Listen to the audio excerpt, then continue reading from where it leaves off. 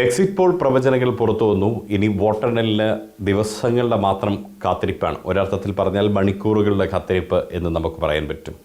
അതിൽ തന്നെ ബാലുശ്ശേരി നിയോജക മണ്ഡലത്തിൽ ഇരുമുന്നണികൾക്കും അനുകൂലവും പ്രതികൂലവുമായിട്ടുള്ള എക്സിറ്റ് പോൾ ഫലങ്ങളാണ് പുറത്തു വന്നത്.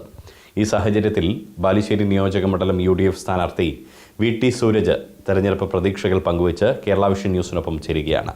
സൂരജ്, ഈ എക്സിറ്റ് പോൾ ഫലങ്ങൾ പുറത്തു വന്നിരിക്കുന്നു. അനുകൂലമുണ്ട്, പ്രതികൂലമുണ്ട്. എന്തായിരിക്കും?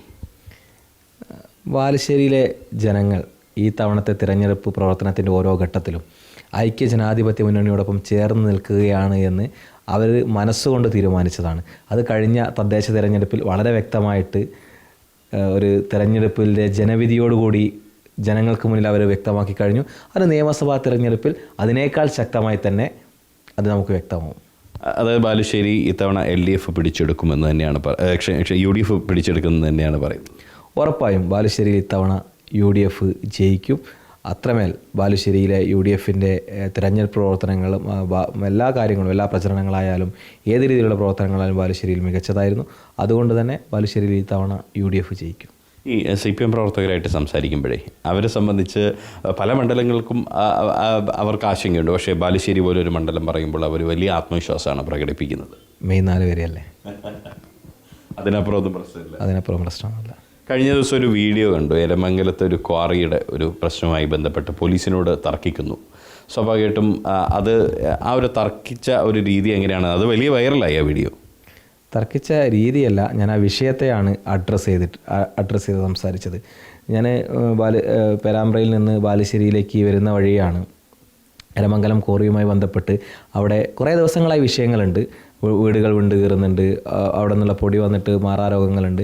അപ്പോൾ അവിടെ സമരം ചെയ്യുന്ന പ്രതിഷേധക്കാരെ, കോറിയുടെ പ്രവർത്തനവുമായി ബന്ധപ്പെട്ട് സമരം ചെയ്യുന്ന പ്രതിഷേധക്കാരെ പോലീസും പിഞ്ചു കുഞ്ഞുങ്ങളടക്കം പോലീസ് വലിച്ചഴക്കിയാണ്. സ്റ്റേഷനിലെത്തി നോക്കുമ്പോൾ കുട്ടികളുൾപ്പെടെ, ചേച്ചിമാരുൾപ്പെടെ, പ്രായമായ ആളുകൾ ഉൾപ്പെടെ അവിടെ ഇരിക്കുന്നു. അപ്പോൾ കുട്ടികൾ അവിടെ ഇരിക്കുകയാണ്. അപ്പോൾ അതിൻ്റെ കാര്യം സംസാരിക്കുമ്പോൾ അവിടെ പോലീസ് നല്ലതല്ലാത്ത രീതിയിൽ നമ്മളോട് സംസാരിക്കുന്നു.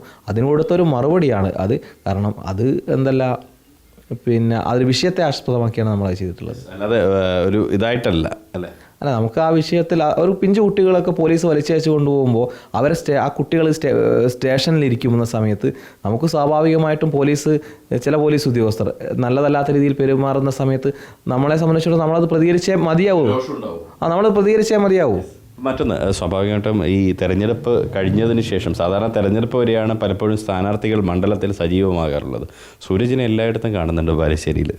നമുക്ക് ഒരു തെരഞ്ഞെടുപ്പ് കാലം മുഴുവൻ KSU ജില്ലാ പ്രസിഡൻ്റായിട്ടാണ് ഒരു തിരഞ്ഞെടുപ്പിന് ബാലുശ്ശേരി പോലെയുള്ള ബാലുശ്ശേരി നിയമസഭാ മണ്ഡലത്തിൽ മത്സരിക്കാൻ പോകുന്നത്.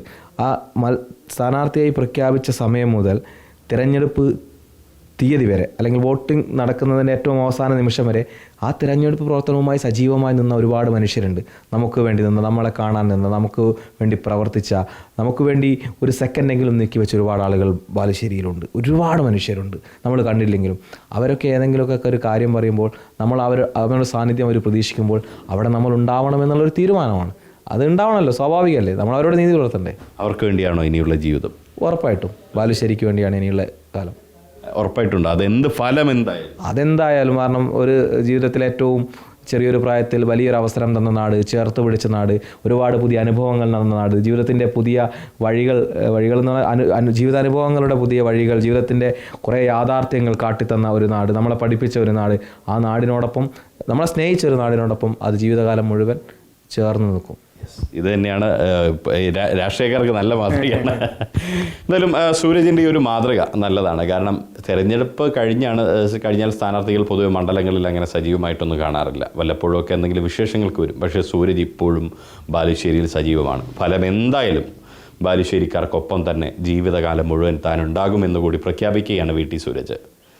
ക്യാമറ പേഴ്സൺ റിഷാദ് ടിക്കൊപ്പം Riyas KMR, Kerala vision news, Kozhikode.